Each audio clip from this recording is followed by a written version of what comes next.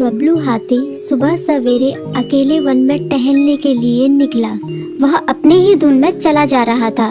लगता था उसके दिमाग में कोई उलझन है जिसे वह सुलझाने की कोशिश कर रहा था। सड़क पर आगे बढ़ते ही उसके सामने चीकू खरगोश भागा। बबलू का पैर उसके ऊपर पड़ने ही वाला था कि चीकू जोर से चिल्लाया। उसकी आवाज सुनकर बबलू ने अपना पैर पीछे खींच लिया। कहाँ खोए हो बबलू भाई? कहीं नहीं, बस कुछ ऐसे ही सोच रहा था। किस बारे में? तुम जानकर क्या करोगे? शायद मैं तुम्हारी कुछ मदद कर सकूं। तुम तो जानते हो आजकल वन में कितनी चोरियां हो रही हैं, पर चोर का कोई अता पता ही नहीं है। इस बात को लेकर वन के सारे प्राणी चिंतित थे। वे वहाँ खुद को सुरक्षित महसूस नहीं कर रहे थे। अरे चीकू भाई, हम मजबूर हैं। हम चोर को पकड़ ही नहीं पा रहे हैं। वह बहुत चालाक है और अपने काम को बड़ी कुशलता से अंजाम दे रहा है। कहीं कोई सबूत ही नहीं छोड़ रहा।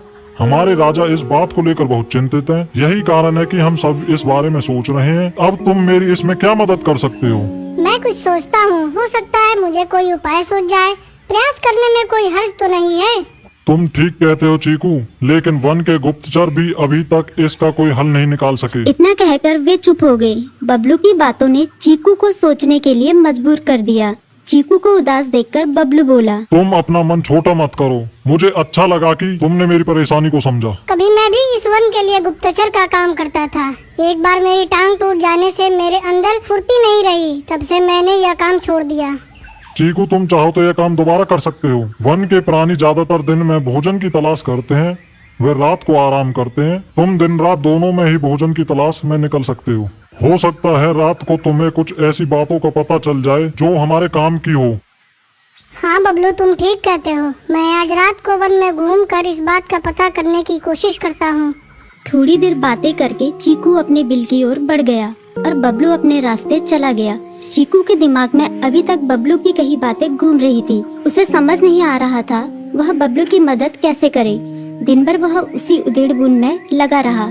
शाम होते ही चीकू कुछ सोचने लगा और वह चुपचाप बिल से बाहर निकल आया। चीकू की पत्नी ने देखा तो बोली, इस समय कहाँ जा रहे हो? बाहर खतरा है। खतरा तो सुबह भी रहता है, लेकिन खतरों से डर कर हम भूखे तो नहीं मर सकते। मैं बाहर घूम कर आता हूँ। इतना कहकर चीकू रात को बिल से बाहर निकल आया। कुछ दूर जाकर उसकी नजर बंकू उल्लू पर पड़ी, जो कुछ ही दूरी पर था।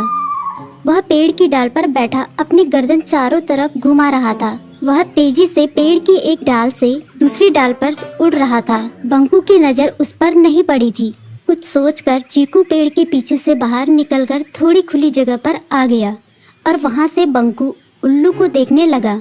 बंकू ने चीकू को अंधेरे में भी देख लिया, पर उसने उसमें कोई उत्सुकता नहीं दिखाई और अपनी गर्दन चारों ओर घुमाता रहा। चीकू बड़ी देर तक बंकू की हरकतों पर नजर रखे रहा। वह थोड़ी देर तक खुले मैदान में खड़ा रहा, पर बंकू ने उसे देखकर भी अनदेखा कर दिया। उसने महसूस किया कि बंकू के आसपास चमकू चमगादड़ भी मंडरा रहा था। कुछ देर वन में घूमने के बाद चीकू अपने बिल में लौट आया और सुबह होने का इंतजार करने लगा। अगली सुबह बबलू उसी रास्ते में जा रहा था। रास्ते में चीकू उसका इंतजार कर रहा था। आज बड़ी जल्दी आ गए बबलू। हाँ, आजकल मुझे चिंता की वजह से नींद नहीं आती। कोई नई खबर है क्या? यकीन से तो मैं नहीं कह सकता, पर मैं तुम्हें ऐसे प्राणी का नाम बता सकता हूँ जो शायद चोरों की मदद कर रहा है। कौन है वो?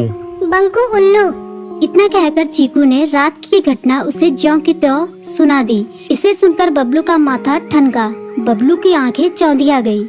तुम ठीक कह रहे हो। मुझे आज रात बंकू और चमकू पर नजर रखनी होगी। इतना कहकर वे दोनों अपने अपने रास्ते चले गए। बबलू रात को अपने साथियों के साथ बंकू पर नजर गड़ाए रहा। उसकी संदिग्ध गतिविधियों को देखकर बबलू ने उसे उसके साथियों चंकी और संकी लोमड़ के साथ पकड़ लिया। बबलू ने सख्ती से पूछताछ करनी शुरू कर दी। तुम इस समय बंकू चमकू के साथ क्या कर रहे हो? हम चारों दोस्त हैं, इसलिए साथ बैठकर बातें कर रहे हैं।